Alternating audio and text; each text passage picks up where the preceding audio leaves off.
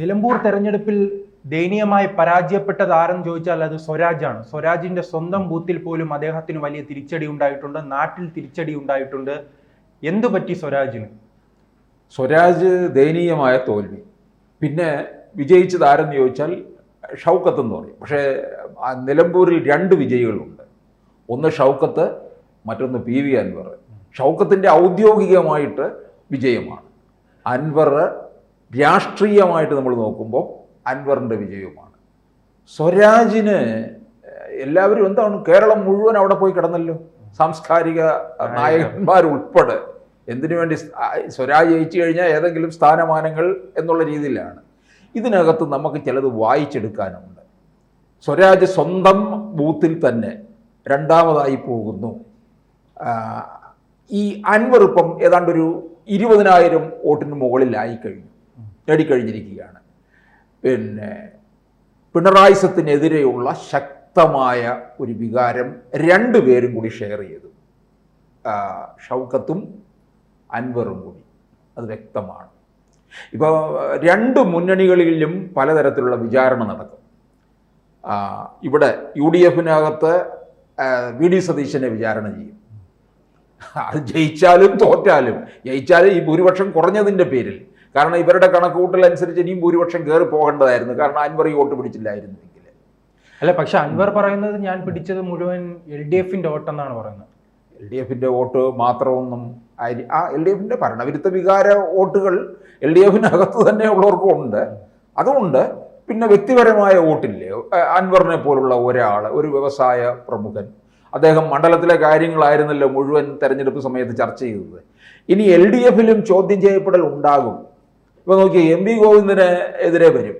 MV Govindan തെരഞ്ഞെടുപ്പിന് തലേ ദിവസം നടത്തിയ പ്രസ്താവന പിന്നീട് മുഖ്യമന്ത്രി തന്നെ പറഞ്ഞിട്ടുണ്ട്, മൈക്ക് കിട്ടിയാൽ എന്തും വിളിച്ചു പറയുന്ന രീതി മാറ്റണം എന്നുള്ളതൊക്കെ.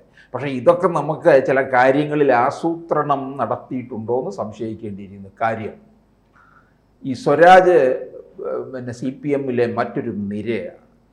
വലിയ വാഗ്ധോരണിയാണ്, വലിയ പോർവിളിയാണ്, അഗാധമായ വായനയാണ് എന്നൊക്കെ പറയും. അന്നേരം പറയുകയും ചെയ്ത് ആരോ, നമ്മുടെ മുരളീധരനാണ് പറയുന്നത്, വായന കൊണ്ടല്ല കാര്യം എന്ന് പറഞ്ഞത്. ശരിയാണ്. ഈ ഒന്നും വായിക്കാത്ത എത്രയോ നല്ല രാഷ്ട്രീയക്കാരുണ്ട്. പണ്ട് ONV കുറുപ്പ് തിരുവനന്തപുരത്ത് മത്സരിക്കുമ്പോൾ, പിന്നെ ലോക്സഭാ മണ്ഡലത്തിൽ ഇവിടെ എതിരാളികൾ വിളിച്ചുകൊണ്ട് നടന്ന കവിക്കെന്തേ പാർലമെൻറ്റിൽ കാര്യം എന്നൊക്കെ ചോദിച്ചുകൊണ്ട്, കവികളും എഴുത്തുകാരും ഒക്കെ രാജ്യസഭാ സീറ്റിലൂടെ വന്നിട്ടുണ്ട്. അത് വേറെ കാര്യം. അപ്പം ഇതിനകത്ത് സംശയിക്കേണ്ടതായത്, കാരണം സ്വരാജ് CPM-ലെ പിണറായിക്കെതിരെ പടനീക്കം നടത്തുന്നതിൽ ഒരാളാണോ എന്ന് സംശയിക്കേണ്ടിയിരിക്കുന്നു. പിണറായിക്കെതിരാണോ റിയാസിനെതിരാണോ? രണ്ടും ഒന്നല്ലേ. മരുമകനും അമ്മായിയപ്പനുമാണ്. മരുമകനെ വാഴിക്കാനാണ് പിണറായി ഇനിയിപ്പോൾ ശ്രമം നടത്തുന്നത്. കാരണം അദ്ദേഹത്തിന് ആരോഗ്യ പ്രശ്നമാണ്. ഇനിയിപ്പോൾ 2026 അധികാരത്തിൽ വന്നാലും അവിടെ ഇരുന്നു കൊണ്ട് തന്നെ മരുമകനെ അരിയിട്ട് വാഴ്ച നടത്തി ഇറങ്ങുക എന്നുള്ളതാണ് ആഗ്രഹിക്കുന്നത്. പക്ഷെ കണക്കുകൂട്ടലുകളൊക്കെ പലപ്പോഴും തെറ്റുന്നു എന്നുള്ളതിൻ്റെ സൂചനയാണ് നിലമ്പൂരിൽ കണ്ടു തുടങ്ങിയിരിക്കുന്നത്. അപ്പോൾ ഈ സ്വരാജൊക്കെ ഇതിനൊരു തടസ്സമായിട്ട് നിൽക്കും ഇനി അങ്ങോട്ടേക്കുള്ള കാര്യങ്ങളിൽ. ഇപ്പോൾ നമുക്കറിയാം 2021 പിണറായി ആരെയൊക്കെ ഒതുക്കി, എന്തിനു വേണ്ടി ഒതുക്കി എന്നുള്ളതറിയാം. റിയാസോ ബേപ്പൂരിൽ നിന്ന് തെരഞ്ഞെടുത്ത് വന്ന ഉടൻ തന്നെ മന്ത്രി പദവി എടുത്തു കൊടുത്തതല്ലേ. അതും കൊടുത്തതോ സാധാരണ അങ്ങനെ വരുന്നവർക്കൊക്കെ എടുത്തു കൊടുക്കുന്നത് ആദ്യമേ ഈ വകുപ്പുകളൊന്നും കൊടുക്കത്തില്ല. കൊടുക്കുന്നത് വല്ല കായിക വകുപ്പ് മന്ത്രി, അല്ലെങ്കിൽ പിന്നെ സാംസ്കാരികം പോലും കൊടുക്കത്തില്ല. അങ്ങനെ അത്തരത്തിലുള്ള ചില വകുപ്പുകളായിരിക്കും കൊടുക്കുന്നത്. ഇതിവിടെ എടുത്തു കൊടുത്തിരിക്കുന്നത് ഏതാണ്? പൊതുമരാമത്ത് വകുപ്പും പിന്നെ ടൂറിസവും കൂടിയാണ്. രണ്ടും നല്ല ഗംഭീര വകുപ്പുകളും എന്തെങ്കിലുമൊക്കെ ആവശ്യങ്ങൾ നടക്കുന്നതുമായ വകുപ്പാണ്. അത് റിയാസ് തന്നെ കൊണ്ടുപോകുന്നു. അപ്പോൾ ഇനിയിപ്പോൾ 2026 വേണ്ടി സ്വരാജിനെ പോലുള്ള ഒരാളെ എന്ത് ചെയ്യണം? തടയിട്ട് നിർത്തിയാലേ പറ്റുകയുള്ളൂ. വേറൊരു പിന്നെ നിര രൂപം കൊള്ളുന്നുണ്ട് എന്നുള്ളത് പിണറായി മനസ്സിലാക്കുന്നുണ്ട്. പിണറായി കാര്യങ്ങൾ ഒക്കെ നമ്മൾ വിചാരിക്കുന്നതിനപ്പുറമാണ്. പിണറായിക്ക് അറിയായിരുന്നു ഇത് തോക്കും അല്ലെങ്കിൽ തോൽപ്പിക്കുമെന്നുള്ളത്. നമ്മൾ 2014 കൊല്ലത്ത് കണ്ടതല്ലേ. പരനാറി എന്ന് വിളിച്ചത് പ്രേമേന്ദ്രനെ വിളിച്ചതിലൂടെ ലക്ഷ്യം സാധിച്ചു. എന്താ? ബേബിയെ തോപ്പിക്കുക, ബേബിയെ ഒരിടത്തിരുത്തി. ഇപ്പൊ പാർട്ടിയുടെ അഖിലേന്ത്യാ ജനറൽ സെക്രട്ടറി ആയി. എന്ത് കാര്യം? ഇല്ലാതായിക്കൊണ്ടിരിക്കുന്ന ഒരു വംശത്തിന് പിന്നെ അഖിലേന്ത്യാ ജനറൽ സെക്രട്ടറി എന്നൊക്കെ പറഞ്ഞൊന്നും കാര്യമില്ല. പിന്നെ 19 വന്നപ്പോൾ കൊല്ലത്ത് പരനാറി ആവർത്തിച്ചു. ഇതെന്താ? ഭൂരിപക്ഷം വർദ്ധിച്ചുകൊണ്ടേയിരുന്നു. ഇപ്പോഴും ഈ സ്വരാജ് ഇപ്പോൾ തൃപ്പൂണിത്തറ പരാജയപ്പെട്ടു, ഇപ്പോൾ നിലമ്പൂരും പരാജയപ്പെട്ടു. അങ്ങനെ തുടർ പരാജയങ്ങൾ 2 സംഭവിച്ച സ്വരാജിന് ഇനി ഭാവിയുണ്ടോ? സെക്രട്ടേറിയറ്റിലെ അംഗമായിട്ടുള്ള ഒരാളല്ലേ സ്വരാജ്. അങ്ങനെയുള്ള ഒരാളെ അവിടെ കൊണ്ടുവന്ന് നിർത്തുമ്പോൾ അത് സേഫ് ആയിരിക്കണം എന്നവർക്ക് തന്നെ ബോധ്യം വരണം. ഇതില്ലാതെ കൊണ്ടുവന്ന് നിർത്തിയതാണ്. ഈ എം വി ഗോവിന്ദൻ എന്തിനായി ഈ തെരഞ്ഞെടുപ്പിന് തലേ ദിവസം ഈ RSS CPM ബാന്ധവത്തെക്കുറിച്ച് പറഞ്ഞത്? എന്തിൻ്റെ അടിസ്ഥാനത്തിലാണ്?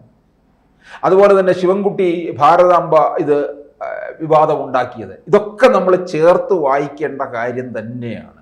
ഇതിനകത്തൂടെ ചില നീക്കങ്ങൾ അവരുടെ ലക്ഷ്യം ചിലത് നടക്കണം എന്നുള്ളത് കൊണ്ട് തന്നെയാണ്. അപ്പം സ്വരാജിനെ വെട്ടിവീഴ്ത്തുക എന്നുള്ളത്, സ്വരാജ് ഒരുപക്ഷെ ജയിച്ചു വന്നു കഴിഞ്ഞാൽ, നിലമ്പൂർ പിടിച്ച് ജയിച്ചു വന്നു എന്ന് കരുതട്ടെ, 2026 സ്വരാജ് തന്നെ നിലമ്പൂരിൽ നിന്ന് മത്സരിക്കും. അപ്പോഴും വളരെ ആവേശത്തോടുകൂടി ജയിച്ചു വരും എന്നുള്ളതാണ്. പിണറായി വിജയനെ സംബന്ധിച്ചിടത്തോളം ഈ തുടർ ഭരണം എന്ന് പറഞ്ഞാൽ ഇപ്പം നിലമ്പൂരിലെ ഇതിലൂടെയൊന്നും വേണമെന്നൊന്നും ഇല്ല. അദ്ദേഹം തുടർ ഭരണം വേണം എന്നുള്ളത് ആഗ്രഹിക്കുന്നുണ്ട്. അത് ഏത് തരത്തിൽ മുമ്പോട്ട് കൊണ്ടുപോകണമെന്ന് അദ്ദേഹത്തിന് കൃത്യമായിട്ടറിയാം. ആ തരത്തിലായിരിക്കും കാര്യങ്ങൾ വർക്കൗട്ട് ചെയ്തു പോകുന്നത്. അപ്പം ഒതുക്കേണ്ടവരെ ഒതുക്കാൻ പറ്റിയ ഒരു അവസരം കൂടിയാണ് നിലമ്പൂരിൽ വീണ് കിട്ടിയത്. അതാണ് ചെയ്തിരിക്കുന്നത്. ഇപ്പോൾ അൻവർ 20,000 വോട്ട് നേടുമെന്നുള്ളത് ആരെങ്കിലും കണക്ക് കൂട്ടിയോ? ഒരു രാഷ്ട്രീയ നിരീക്ഷകർ പോലും ഇങ്ങനെ പറഞ്ഞിട്ടില്ല എന്നുള്ളതാണ്. എല്ലാവരും തുടക്കത്തിൽ പറഞ്ഞു ഏറിയ 2,000 വോട്ട് കിട്ടും. ഒന്നാമത് അൻവറിനെ കുറിച്ച് നേരത്തെ തന്നെ പലർക്കും ഒരു അഭിപ്രായം, നല്ല അഭിപ്രായം ഒന്നുമില്ല. പക്ഷെ അദ്ദേഹം ചിലപ്പം 2 തവണ ജയിച്ചു വന്ന മണ്ഡലത്തിലെ ജനങ്ങൾക്ക് എന്തെങ്കിലും ഉപകാരം ഉണ്ടായി കാണും. ഇപ്പം ഈ തെരഞ്ഞെടുപ്പിന് നേരിട്ടപ്പോഴും മണ്ഡലത്തിലെ പ്രശ്നങ്ങളാണല്ലോ പറഞ്ഞത് മുഴുവൻ. പിണറായി പോലും അവിടെ ചെന്ന് എന്താ പറയുന്നത്? ഇറാനും ഇസ്രായേലും കൂടെയുള്ള കാര്യങ്ങളെക്കുറിച്ചാണ്. ഇതിനെക്കുറിച്ചൊക്കെ പറയാനായിട്ട് പിണറായിക്ക് എന്താണ് അറിവുള്ളത്? അല്ലെങ്കിൽ അതൊക്കെയാണോ അവിടെ ഒരു നേരം അന്നം കിട്ടാൻ വേണ്ടി ഓടി നടന്ന് ജോലി ചെയ്യുന്നവരുടെ മുന്നിലാണ് വന്ന് ഈ പറയുന്നത് പോലെ ഇത്തരത്തിലുള്ള കാര്യങ്ങൾ പറയുന്നത്? അപ്പോൾ അതല്ല എന്നുള്ളത് മനസ്സിലാക്കാൻ കഴിഞ്ഞില്ല എന്നുള്ളതാണ്. അപ്പോൾ തീർച്ചയായിട്ടും ഇവിടെ ഈ നിലമ്പൂര് ഒരു കേരള രാഷ്ട്രീയത്തിൻ്റെ ചില കാര്യങ്ങളുടെ ഒരു സൂചന കൂടി നമുക്ക് കിട്ടുന്നുണ്ട്. കഴിഞ്ഞ സംസ്ഥാന സമ്മേളനം ഉണ്ടായിരുന്നു. ആ സംസ്ഥാന സമ്മേളനത്തിൽ തന്നെ ഉയർന്നതാണ് ഈ റിയാസുമായി ബന്ധപ്പെട്ട്, മരുമകനുമായി ബന്ധപ്പെട്ട് അദ്ദേഹത്തെ അനുകൂലിക്കുന്നവരെ മാത്രമാണ് ഉന്നത സ്ഥാനങ്ങളിൽ എത്തിച്ചതെന്ന വിമർശനം ഉണ്ടായിരുന്നു.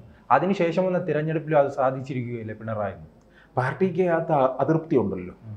അതൃപ്തി നിരവധി പേർക്കുണ്ട്. പക്ഷെ അത് പുറത്തേക്ക് കൊണ്ടുവരാതിരിക്കുകയാണ്. ഇപ്പോൾ 24 ലോക്സഭാ തെരഞ്ഞെടുപ്പ് വലിയ തോൽവി ഉണ്ടായപ്പോൾ എന്തായിരുന്നു എല്ലാവരും കൂടി അങ്ങ് ഇളകിയത്? പിണറായിയെ ഇപ്പം അങ്ങ് മറിക്കും എന്നൊക്കെ പറഞ്ഞു. പക്ഷെ പാർട്ടി സമ്മേളനമൊക്കെ കഴിഞ്ഞു വന്നപ്പോൾ പിണറായി വീണ്ടും പഴയതുപോലെ തന്നെ. പക്ഷേ ഇനിയിപ്പോൾ അങ്ങോട്ട് ഇവിടെ അടി കിട്ടിയിരിക്കുന്ന സ്ഥിതിക്ക് തുടർന്നുള്ള കാര്യങ്ങളിൽ പലപ്പോഴും പരുങ്ങലിലാവാനുള്ള സാധ്യതയാണ് കാണുന്നത്. വിചാരിച്ചതുപോലെ കാര്യങ്ങൾ മുമ്പോട്ട് പോകത്തില്ല. മരുമകനെ ഏൽപ്പിക്കാനുള്ള ശ്രമമൊക്കെ വിഫലമാവുകയും ചെയ്യും. പാർട്ടിക്കകത്തും ചില സ്ഫോടനം ഉണ്ടാവുകയും ചെയ്യും. കൂടുതൽ വാർത്തകളും വിശേഷങ്ങളും നിങ്ങളിലേക്ക് എത്താൻ ABC മലയാളം സബ്സ്ക്രൈബ് ചെയ്യുക, ബെൽ ബട്ടണും അമർത്തുക.